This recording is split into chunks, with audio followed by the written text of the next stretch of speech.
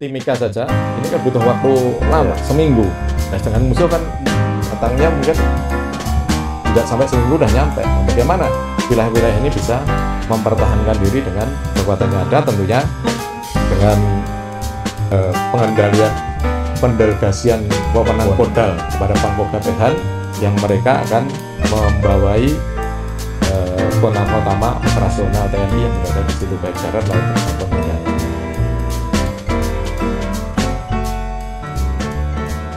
Cerita Bapak bahwa Bapak menempati begitu banyak jabatan. Kita juga melihat dari tongkat komando yang Bapak miliki itu banyak sekali, Bapak. Kira-kira penugasan apa yang paling berkesan selama Bapak menjabat?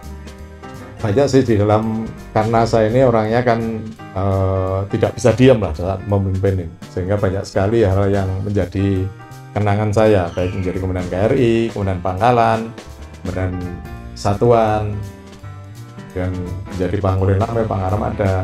Nah, memang yang kesan yang mungkin tidak pernah terjadi itu waktu menangani COVID-19. Itu mungkin pengalaman yang tidak terlupakan, juga pengalaman yang unik. Unik artinya belum pernah terjadi di dalam sejarah Indonesia itu ada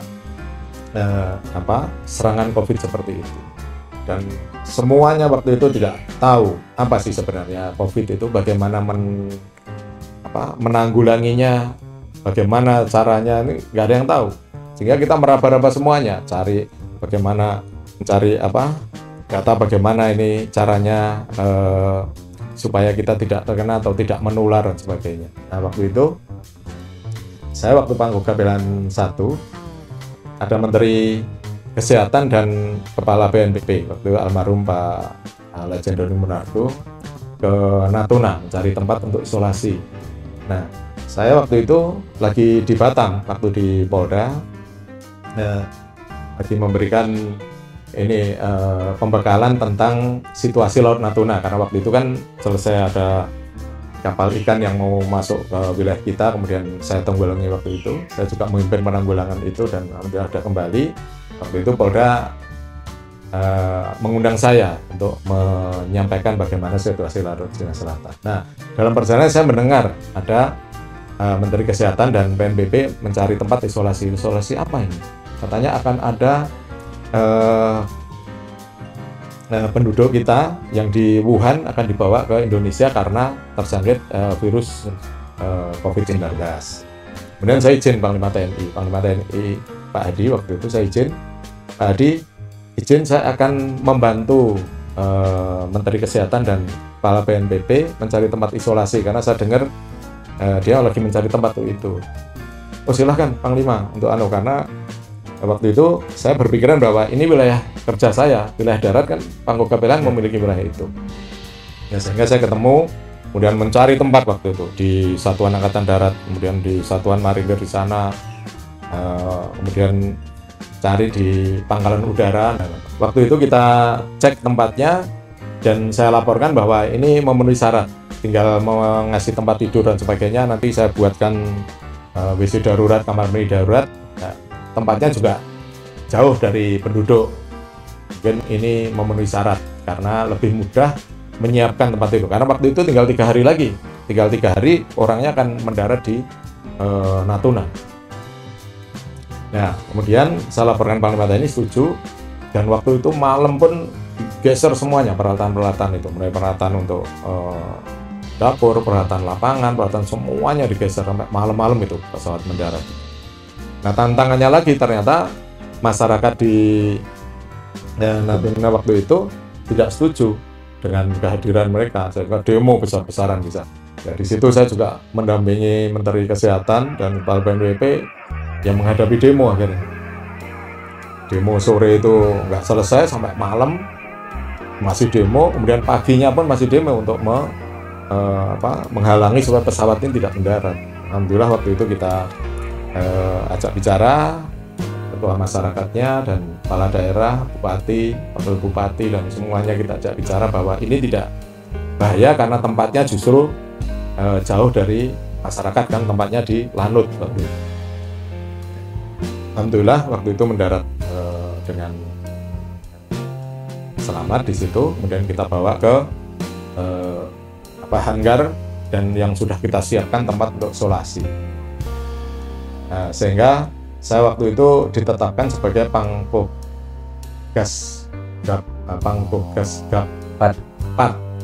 Gappat untuk penanganan itu. Ya, akhirnya kita jalin kerjasama dengan pemerintah daerah, dengan Kementerian Kesehatan, dengan BNPB, dengan ini. Nah, saya pimpin di situ dengan dokter-dokter yang dibahas saya. Sempat saya tanya waktu itu, Pak Dokter, saya tanya, ada nggak waktu Bapak pendidikan itu teori atau cara untuk menangani COVID-19 ini? Nggak ada, Pak Panglima. Berarti nggak ada semuanya. Pak Dokter nggak pernah ada punya pengalaman tentang ini, nggak ada pelajarannya tentang menangani COVID ini. Oh, nggak ada. Oke, kalau gitu kita tangani bersama-sama. Yang penting ini kita jaga jaraknya, kita pakai masker. Kalau mau ke sana nanti kita pakai APD. Kemudian jangan terlalu dekat dengan mereka. Ya, kita untuk antisipasi saja. Kemudian apabila nanti ada perubahan dari mereka, mungkin ada yang sakit panas, dicek sakit panas, langsung bawa ke tempat yang isolasi yang berikutnya untuk ditangani. Ya, saya lihat hampir semuanya staf saya ini mukanya ketakutan semuanya, karena memang siapa yang nggak takut waktu itu? Bunyinya isunya waktu itu kan, oh ini penyakit yang berbahaya, tiap kena pasti mati, kalau nggak bisa ditangani mati. Ya, sehingga waktu itu yang penting sehat mereka. Jadi walaupun diisolasi tapi harus sehat. Nah, di situ juga ada TV, kemudian ada tempat kami sendiri. Kemudian pagi saya ajak dari jauh itu untuk melaksanakan senam. Mereka senam dari situ. Kemudian makannya kita perhatikan dengan gizi. Ada dokter gizinya juga, gizi yang tinggi supaya mereka kondisinya tidak. Yang penting kondisinya tidak turun katanya gitu. Kondisinya harus bertahan baik. Nah, alhamdulillah berjalan, ketentuannya kan 14 hari waktu itu. Nah, dalam perjalanan sehari, 2 hari, 3 hari, sampai 14 hari. 14 hari selesai, dicek, tidak ada tanda-tanda mereka yang kena. Tapi orang masih takut untuk masuk ke hanggar itu karena takut tularan. Akhirnya, wah ini semua takut, pasti nggak akan selesai nih. Padahal ini segera akan dibawa ke Jakarta karena memang dinyatakan tidak. Akhirnya saya memberanikan diri untuk ayo masuk, saya yang mimpin. Karena ketentuannya sesuai teori katanya 14 hari, apabila tidak ada yang sakit atau tidak ada yang infeksi, ya ternyata sehat.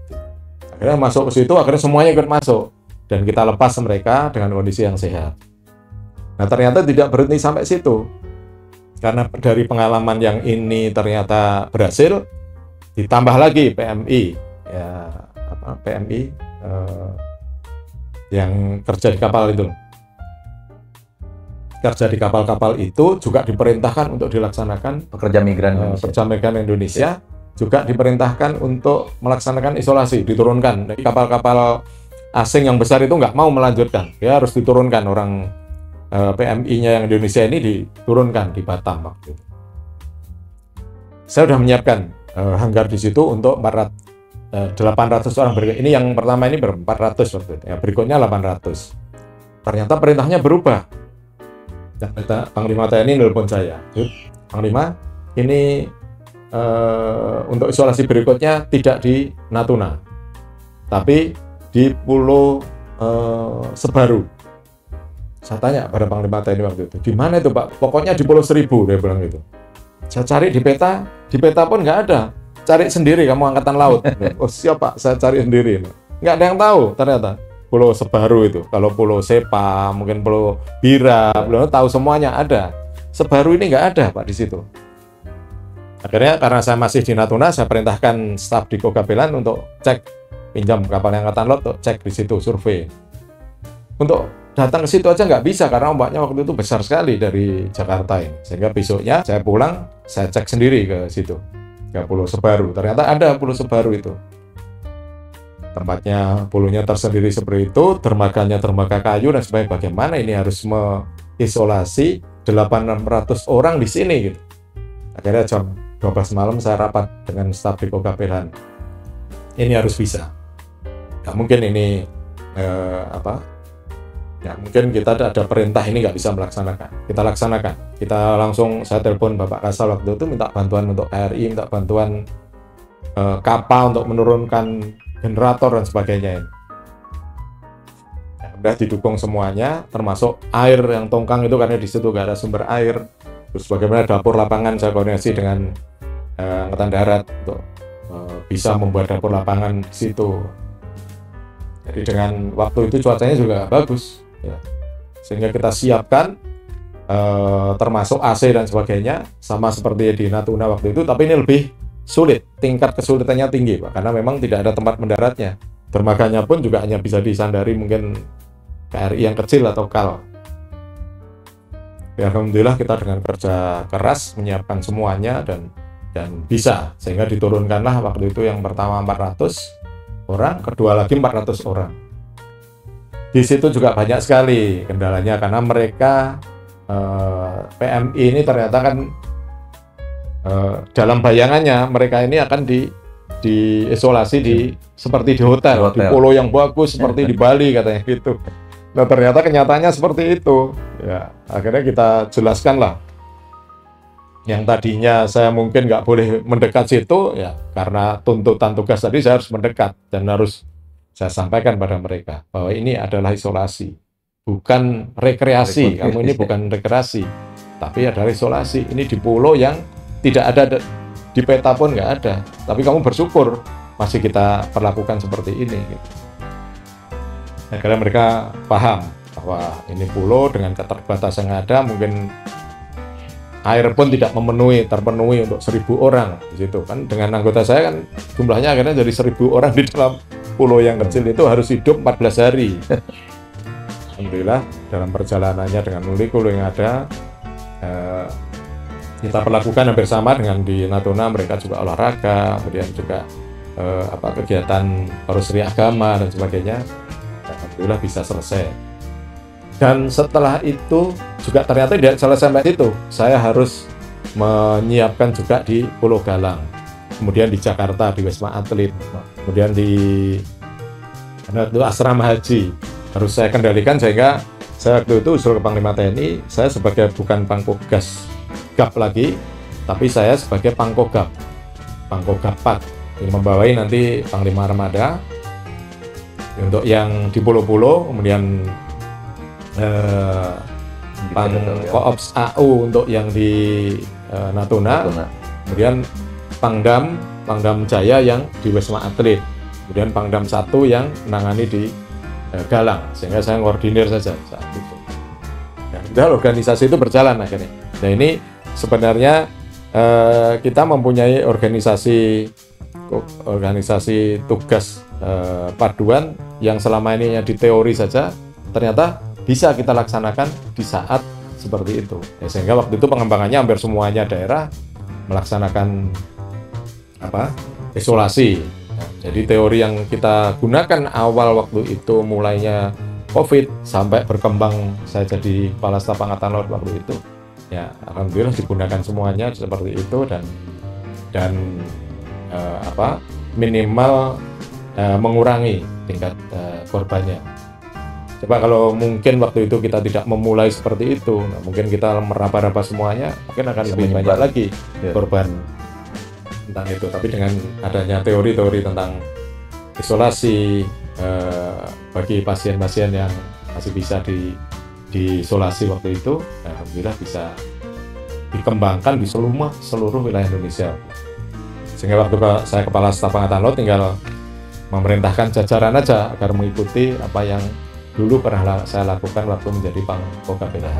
Jadi apa yang Bapak ceritakan itu merupakan istilahnya itu learning by doing, Pak. Jadi langsung dipraktekkan. Iya, langsung dipraktekkan. Saya memahami teori tentang Pogas Gapat. Nah, pelaksanaannya tinggal kita praktekkan saja. Dan alhamdulillah waktu itu kementerian lembaga memahami tentang organisasi itu, sehingga enak kita dalam melaksanakan tugas ini didukung dari mereka semuanya. Dan di situ juga membuktikan bahwa operasi militer selain perang itulah bentuknya salah satunya, Pak. Ya, betul. Tentunya ini juga bisa digunakan untuk operasi-operasi militer saling perang yang lain. Itu aja dulu bisa kita buktikan, bisa kita laksanakan. Nah, ini bisa juga nantinya ke depan kita laksanakan untuk hal-hal yang di luar dari operasi militer perang. Sangat menarik, walaupun istilahnya itu ngeri-ngeri sedap, Pak. Ya, karena kalau itu tidak tertangani juga akan menyebar, tapi kalau menanganinya juga begitu repot karena itu adalah pengalaman pertama dan mungkin mudah-mudahan tidak terjadi lagi seperti itu. Ya, tentunya pengalaman yang bisa kita ambil waktu itu bahwa sebagai pemimpin harus berani mengambil risiko. Seandainya mungkin waktu itu saya takut, yang lain mungkin akan ketakutan semua. Panglimanya takut, gimana mau mengambil keputusan atau kebijakan seperti itu, yang mana kebijakan ini sangat berbahaya kan di dalam situasi seperti saat itu COVID, di mana semua orang ketakutan lah, pasti mempunyai rasa takut itu.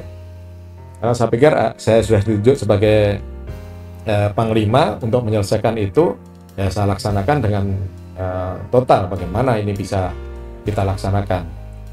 Demikian juga waktu saya Kepala Staf Angkatan Laut juga demikian. Saya berani ngambil kebijakan waktu itu di RSL Ramalan maupun RSL Minto Harjo. Saya kendalikan, jadi Karumget sini, ikuti cara saya. Karena ini pernah saya praktekkan di Natuna waktu itu. Bagaimana membuat area merah, kuning, hijau, kemudian bagaimana tempatnya untuk yang sudah meninggal nih, kamar mayat.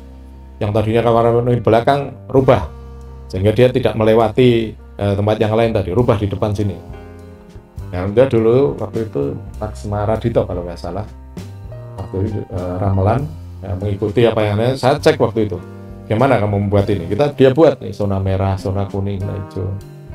Sehingga mereka yang masih sehat ataupun kena yang masih awal masih bisa ditangani, ini lain dengan yang sudah parah masuk situ, karena yang masuk situ kan ada yang sudah parah, ada yang baru gejala, kemudian ada juga pasien yang bukan COVID. Bagaimana ini memilah-milah ini gitu. Alhamdulillah waktu itu Pak Dr. Radito mengikuti apa yang saya sampaikan waktu itu, dia kerjakan, saya cek juga, kemudian di rumah sakit Minto Harjo juga gitu, bagaimana kamu membuat ini, buat zona-zona ini. Akhirnya mereka mengikuti, termasuk waktu itu saya buat rumah sakit COVID di daerah, sehingga tidak semuanya mereka ke rumah sakit kita yang besar, seperti di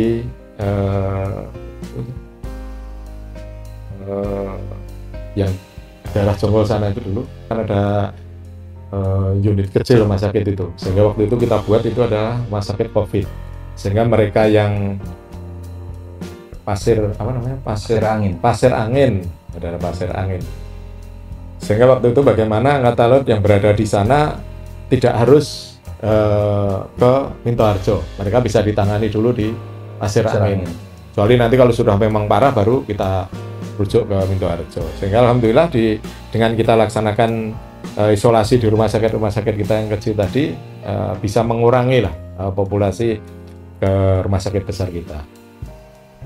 Sehingga mereka juga bisa untuk menangani masyarakat juga yang terkena. Pengalaman yang sangat berharga, mungkin bisa dibukukan, Pak, sebagai bagian dari pembelajaran apabila bencana yang mungkin tidak dalam bentuk COVID itu juga bisa, bagaimana seorang pemimpin itu harus berani mengambil keputusan, itu yang paling penting, Pak. Karena kalau semua takut, ya apa yang akan terjadi kan kita juga tidak akan tahu. Ya, memang ini dulu saya juga pernah ngambil risiko waktu saya pangkat Letda. Saya waktu itu Perwira Divisi Artileri, asisten Perwira Divisi Artileri di KRI Yohanes. Mungkin anak buah saya yang mendengar ini mungkin masih ingat waktu kita menembakkan meriam 4,5 N. Kita akan ditembakkan, peluru sudah sudah di loading, kemudian akan perintah untuk melaksanakan penembakan, sudah dipencet, tidak keluar. Ketika nggak keluar, prosedurnya ini mereka mungkin lupa atau waktu dari Inggris lari semuanya. Nah, saya waktu itu di direktur panel di atas itu yang mengendalikan itu, loh, anak buah saya lari semuanya. Dia laporan bahwa peluru tidak keluar, lari semuanya. Loh kok lari semuanya? Bingung semuanya di kapal, gimana ini nanganinya? Saya juga baru kan waktu itu, gimana nanganinya? Dulu pernah nggak dipraktekkan, pernah nggak terjadi seperti ini? Nggak pernah. Saya tanya, ada salah satu serma waktu itu, lupa saya. Dulu waktu di Inggris dipraktekkan bagaimana? Dia hanya mempraktekkan bahwa kalau ada peluru tidak keluar harus dipukul dari depan. Dipukul dari depan dari alat yang ada depannya ini kayu bentuknya lancip, bukan lancip ya, nyontong itu, untuk menu lancipnya gini. Jadi ini dimasukkan dari laras itu dipukul dari sini. Loh, berarti kan sudah ada teori nih ya? Siap ada Pak. Ayo sekarang wah nggak berani. Nah nggak berani semuanya. Loh nggak berani semua, siap nggak berani Pak. Nanti kalau meledak gimana? Duh bagaimana ini kalau udah anak berani? Waktu itu pikiran saya, wah aku masih bujang saja. Wah nggak apa-apa lah kalau meledak gitu. Daripada meledaknya nanti meledak di kapal, semuanya kan mungkin korban gitu. Akhirnya saya memberanikan diri, mana alatnya? Diambilkan alat itu. Coba, kalau gitu masukkan saja biar saya yang mukul gitu. Akhirnya saya pukul dari depan itu. Dan ini langsung pelurunya kembali, langsung diambil lempar ke laut. Alhamdulillah bisa diatasi. Ya, ternyata ada teorinya, tapi mereka takut, khawatirnya begitu mau dipukul tadi kan meledak gitu. Ya, akhirnya waktu itu saya langsung turun aja, saya masih ledam mungkin nggak punya rasa takut apa-apa lah. Jadi saya pukul aja keluar langsung itu, alhamdulillah bisa tertangani. Dan ternyata orang kapal banyak yang nggak tahu cara menangani itu. Nah, penanganan seperti itu ya tentunya kita sebagai pemimpin ya harus maju yang paling depan ketika terjadi hal-hal yang notabene kita harus berada di depan. Dan ya tentunya inisiatif-inisiatif ini kan sudah juga kita perhitungkan. Tapi ketika kita pemimpin tidak berani maju yang depan, dan anak buah pasti akan ketakutan semuanya. Nah inilah selalu saya bawa ketika saya menjadi komandan kapal, komandan satuan, komandan pangkalan gitu. Saya sebagai komandan harus berani maju ke depan, bertanggung jawab. Banyak sekali hal yang sebenarnya bisa saya hindari dari bertanggung jawab, tapi saya tidak. Saya bertanggung jawabkan bahwa dituntut tanggung jawab saya yang bertanggung jawab. Ketika waktu itu Bapak Kasal menanyakan, itu tanggung jawab saya Pak, selaku Panglima. Mungkin kalau saya mengejar karir, mungkin saya bisa, bukan Pak, itu perbuatannya anak buah yang tanpa sepengetahuan saya bisa. Banyak hal-hal yang saya pertanggungjawabkan. Artinya biar saya yang bertanggung jawab. Saya tidak apa-apa karena saya juga tidak mempunyai waktu itu pengen menjadi pejabat yang tinggi, kemudian menghindar dari segala tanggung jawab. Enggak. Bagi saya jabatan itu adalah amanah, artinya sudah ada dari sana. Kalau memang itu kalau orang Jawa itu prinsipnya kan ya, kalau di dalam bahasa Pangeran itu sudah dari selangit istilah. Nah emang jadi enggak ya enggak. Sehingga saya tidak punya beban dalam memimpin ini. Ketika saya nggak punya beban itu, saya berani bertanggung jawab. Artinya beban untuk berkarir ini. Wah bagaimana nanti karir ke depan? Wah bagaimana karir? Nggak usah, itu semuanya sudah ada. Ketika kamu bertanggungjawabkan itu ya, nggak tahu nanti kan Allah yang akan membalas itu. Ya. Tapi ketika kamu tidak mengambil tanggung jawab itu, bahkan mungkin sembunyi dari tanggung jawab, ya tentunya akan dituntut. Tanggung jawab aja nggak mau kok pengen jadi pemimpin. Dia waktu itu hampir di semua ini saya selalu bertanggung jawab. Apakah nggak takut risiko? Ya sudah, semuanya ada risikonya. Kita bekerja apa saja pasti ada risikonya. Makanya selalu saya sampaikan kepada generasi penerus ketika saya beri pembekalan di mungkin Sesko TNI, di Seskoal, mungkin di para perwira, dan selalu saya sampaikan. Jadi perwira itu mudah, jadi pemimpin itu mudah. Yang sulit adalah tanggung jawab, mempertanggungjawabkan. Ini yang selalu sulit kita terapkan. Karena ketika dituntut pertanggungjawaban, orang pasti akan menghindar karena takut ada resikonya. Nah, bagi saya, ya sudah kita terima saja tanggung jawab. Mungkin itu adalah jalanku. Saya selalu begitu. Mungkin ini jalanku. Pasti ada hikmahnya ketika ini saya ambil tanggung jawab. Makanya saya tidak selalu sediko ing dawuh lah, dikit-dikit sediko ing dawuh. Enggak, ya kita harus menyampaikan bahwa kita menjadi pemimpin dengan pengalaman yang ada, sampaikan. Izin Pak, kalau seperti ini nantinya begini. Saya akan ambil kebijakan ini karena alasannya ini. Ini harus ini. Kecuali kalau pemimpin sudah bilang tidak, ya sudah, kita akan loyal. Tapi ketika kita tahu sebenarnya mungkin kebijakan itu mungkin tidak pas, ya kita sebagai perwira harus menyampaikan. Tidak Pak, karena dengan alasan begini. Saya yakin pemimpin apabila diberi masukan seperti itu pasti mau. Nah ini yang selalu saya terapkan. Jadi saya tidak selalu sedekah dawuh siap. Ada kalanya kapan kita harus siap melaksanakan itu, kalau memang bisa kita laksanakan. Tapi ketika tidak, ya kita harus sarankan. Ya, kecuali kalau kita sudah memberikan saran tapi tetap laksanakan, ya oke. Berarti kan beliau, para pemimpin di atas saya yang akan bertanggungjawabkan ketika seperti itu. Begitu tadi sudah menyampaikan seperti itu dan bertanggung jawab, sudah kita laksanakan.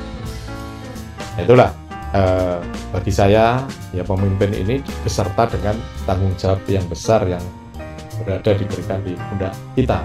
Jadi tidak sekadar hanya tongkat komando dengan les merah saja, tapi tanggung jawab yang berat ini yang harus kita pikul. Ya.